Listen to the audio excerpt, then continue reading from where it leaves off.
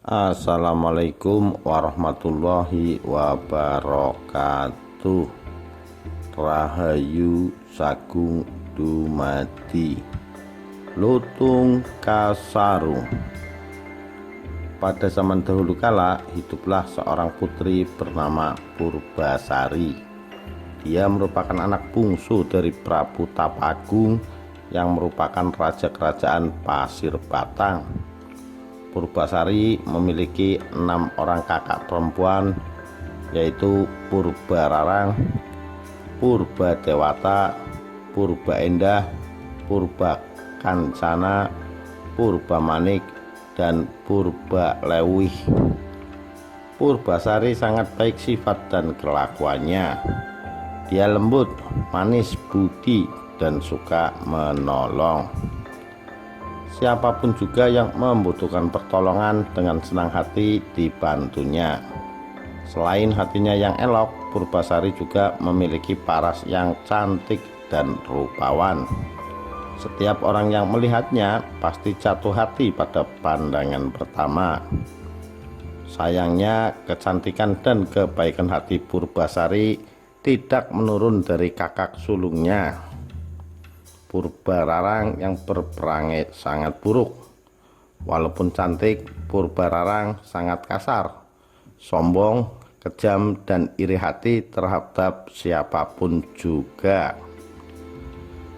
Setelah bertahta dalam waktu yang cukup lama, Prabu Tapaagung berniat turun tahta. Telah dipikirkan masak-masak bahwa untuk melanjutkan kepemimpinannya, dia akan menunjuk Purbasari.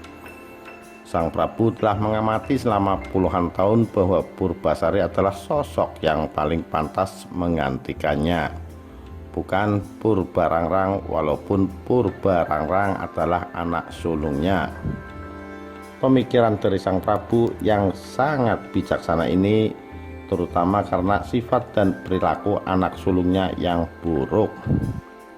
Prabu Tapaagung khawatir jika Purbararang menjadi raja, maka ketentraman dan kedamaian kehidupan rakyat akan terganggu dan bahkan menjadi rusak akibat kepemimpinan Purbararang yang memiliki sifat sangat buruk. Di hadapan seluruh pembesar kerajaan dan juga ketujuh putrinya, Prabu Tapaagung menyerahkan tahtanya kepada Purbasari. Prabu Tapaagung lantas meninggalkan istana kerajaannya untuk memulai hidup barunya sebagai pertapa. Purbararang sangat marah luar biasa mendapati tahta kerajaan Pasir Batang diserahkan kepada adik bungsunya dan tidak kepada dirinya. Maka berselang satu hari sejak penobatan Purbasari menjadi ratu kerajaan Pasir Batang, Purbararang menghubungi Indrajaya tunangannya. Keduanya kemudian meminta bantuan nenek sihir untuk mencelakai Purbasari. Nenek sihir jahat memberikan boreh atau zat berwarna hitam yang dibuat dari tumbuhan kepada Purbararang. Nenek sihir itu berkata, "Semburkan boreh ini ke wajah dan seluruh tubuh dari Purbasari." Purbararang segera melaksanakan pesan dari si nenek sihir. Boreh itu disemburkan ke wajah dan seluruh tubuh Purbasari. Akibatnya di seluruh tubuh Purbasari bermunculan bercak-bercak hitam yang sangat mengerikan. Dengan kondisi tersebut, Purbararang memiliki alasan untuk mengusir Purbasari dari istana. Orang yang dikutuk hingga memiliki penyakit mengerikan ini tidak pantas menjadi ratu kerajaan Pasir Batang. Sudah seharusnya dia diasingkan ke hutan agar penyakitnya tidak menular, kata Purbararang. Purbararang kemudian mengambil tahta kerajaan Pasir Batang. Dia memerintahkan Wak Batara yang merupakan penasehat istana mengasingkan Purbasari ke hutan. Ketika Purbasari tengah diasingkan di hutan, terjadilah masalah besar di Kayangan. Pangeran Guruminda tidak berkenan menikah dengan bidadari kayangan seperti yang diperintahkan Sunan Ambu ibunya. Pangeran Guruminda hanya berkenan menikah dengan perempuan yang kecantikannya setara dengan Sunan Ambu ibunya. Sunan Ambu menjelaskan bahwa sosok perempuan yang secantik dirinya hanya akan ditemui Pangeran Guruminda di dunia manusia. Namun jika Pangeran Guruminda bersikeras ingin menemui wanita sesuai keinginannya itu, dia harus pergi ke dunia, tidak dalam bentuk Pangeran Guruminda yang gagah dan tampan, melainkan harus dalam wujud penyamaran berupa lutung. Lutung Kasarung namamu, kata Sunan Ambu. Apakah engkau bersedia melakukannya? Pangeran Guruminda menyatakan kesediaannya. Setelah menjelma menjadi seekor lutung kasarung, Pangeran Guruminda segera turun ke dunia manusia. Dia tiba di hutan. Dalam waktu singkat, lutung kasarung sudah menjadi raja para lutung dan kera di hutan tersebut. Hal ini sangat wajar karena tidak ada kera dan lutung yang mampu menandingi kesaktian, kecerdasan, dan kekuatan dari Pangeran Guruminda. Lutung Kasarung mengetahui keburukan dan kekejaman dari Purbarang yang bertakhta sebagai ratu di kerajaan Pasir Batang. Lutung Kasarung atau Pangeran Guruminda benar-benar ingin memberi pelajaran kepada ratu yang kejam tersebut. Maka ketika dia mendengar rencana Purbarang mencari hewan kurban di hutan, Lutung Kasarung membiarkan dirinya ditangkap oleh orang-orang suruhan Purbarang. Sebelum dijadikan hewan kurban, Lutung Kasarung tiba-tiba mengamuk dan menimbulkan kerusakan di istana Pasir Batang. Para prajurit kerajaan Pasir Batang yang berniat menangkapnya dibuat tidak berdaya. Kalang kabut semua yang berniat meringkusnya. Lutung Kasarung seperti menunjukkan permusuhan dengan semua prajurit kerajaan Pasir Batang. Melihat kondisi prajuritnya yang terus terdesak, Purbarang meminta uap Barata untuk menjinakkan Lutung Kasarung. Anehnya, saat Uap Batara maju ke medan laga, Lutung Kasarung seperti tidak berniat menyakiti Uap Batara. Bahkan saat Uap Batara menangkapnya, Lutung Kasarung tidak melawan. Purbarang segera meminta Uap Batara membuang Lutung Kasarung ke hutan di mana Purbasari diasingkan. Dia menghendaki Purbasari tewas dimangsa Lutung Kasarung yang dianggapnya sebagai hewan buas. Uap Batara lengser membawa Lutung Kasarung ke hutan di mana Purbasari diasingkan. Uap Batara lengser yakin bahwa Lutung Kasarung bukanlah hewan biasa. Oleh karena itu, dia memberikan pesan kepada Lutung Kasarung saat mereka bertemu Purbasari. Lutung, putri yang saat ini ada di depanmu adalah putri dari Prabu Tapa Agung. Ia adalah putri yang baik hati dan seharusnya menjadi ratu kerajaan Pasir Batang. Hanya karena kekuatan jahatlah dia diasingkan dan tersingkir ke hutan ini. Oleh karena itu, hendaklah engkau menjaga junjungan kami ini. Lutung Kasarung menganggukkan kepala tanda mengerti. Maka sejak saat itu, Lutung Kasarung menjadi penjaga sekaligus menjadi sahabat dekat Purbasari. Dengan hadirnya Lutung Kasarung di sisinya membuat kesedihan Purbasari perlahan sirna. Dia mendapatkan sahabat yang menghibur dan melindunginya. Untuk memenuhi kebutuhan sehari-hari, Lutung Kasarung memerintahkan para kera untuk membawa makanan dan buah-buahan untuk Purbasari. Kelembutan hati, kebaikan dan sifat baik Purbasari membuat Lutung Kasarung semakin lama semakin sayang kepada Purbasari. Sedangkan sikap tanggung jawab, kepemimpinan, dan kecerdasan dari Lutung Kasarung membuat Purbasari menjadi jatuh cinta. Semakin lama mereka merasa tidak dapat dipisahkan lagi.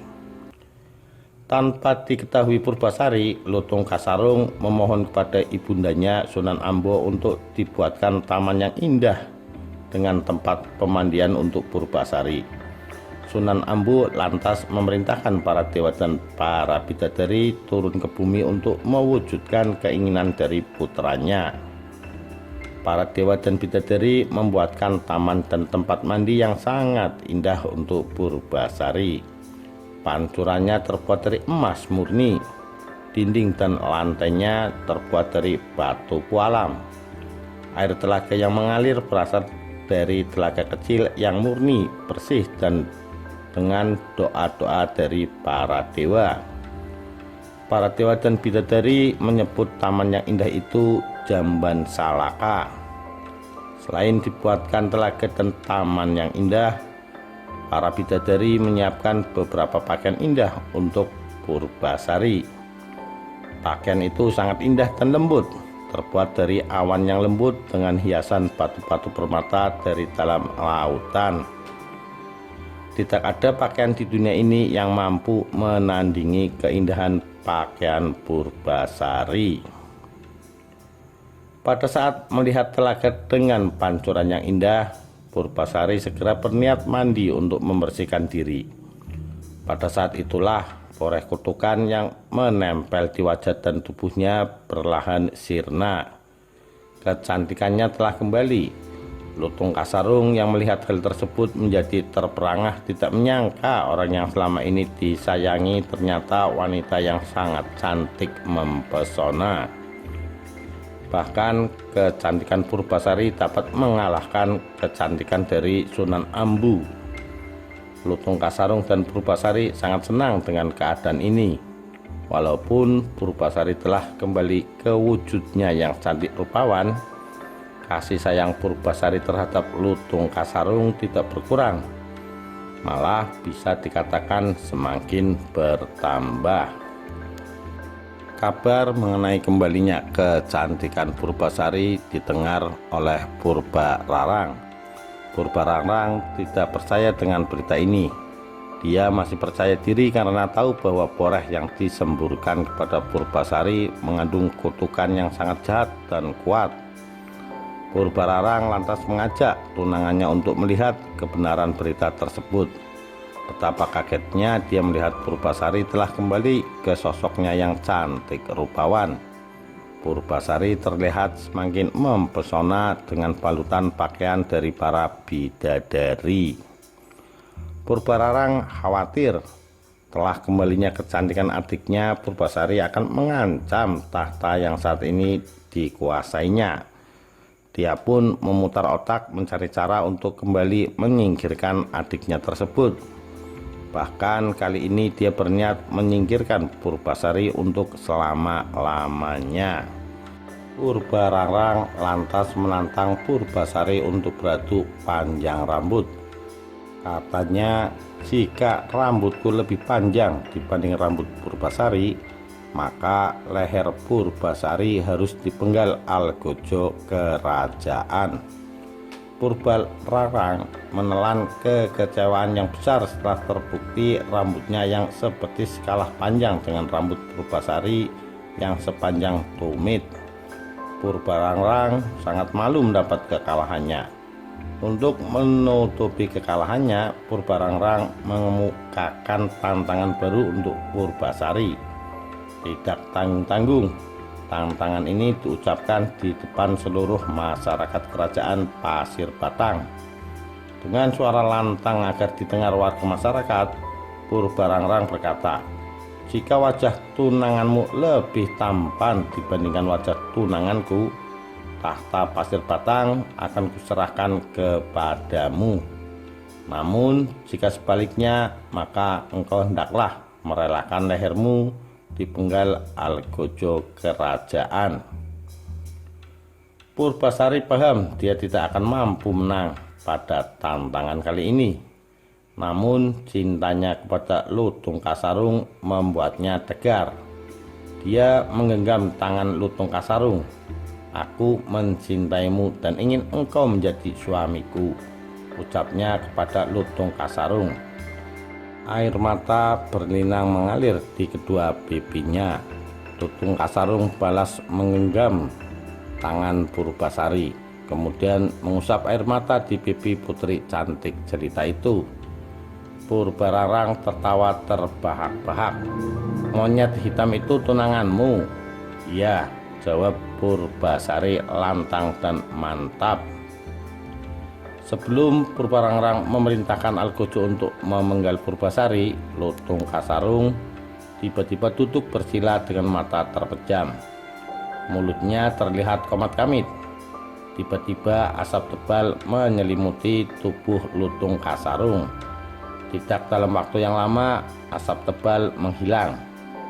Sosok Lutung Kasarung dengan wajah jelek menghilang seiring berlalunya asap pekat, berganti dengan sosok Pangeran Guruminda yang sangat tampan dan gagah.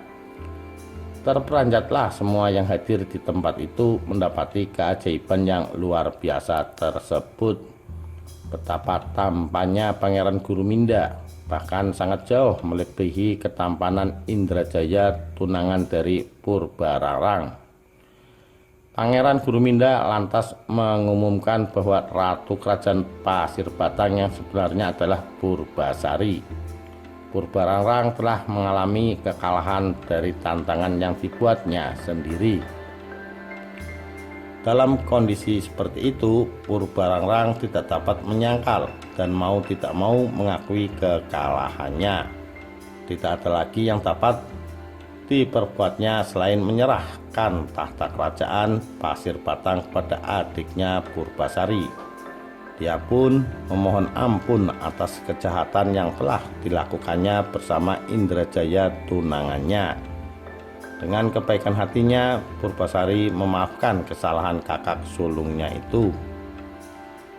Sejak saat itu, Purbasari kembali bertahta sebagai ratu. Segenap rakyat sangat bergembira menyambut ratu mereka yang baru dan sekaligus terlepas dari belenggu pemerintahan Purbararang yang jahat. Mereka semakin berbahagia mengetahui bahwa ratu mereka Purbasari menikah dengan Pangeran Guruminda yang tampan dan gagah.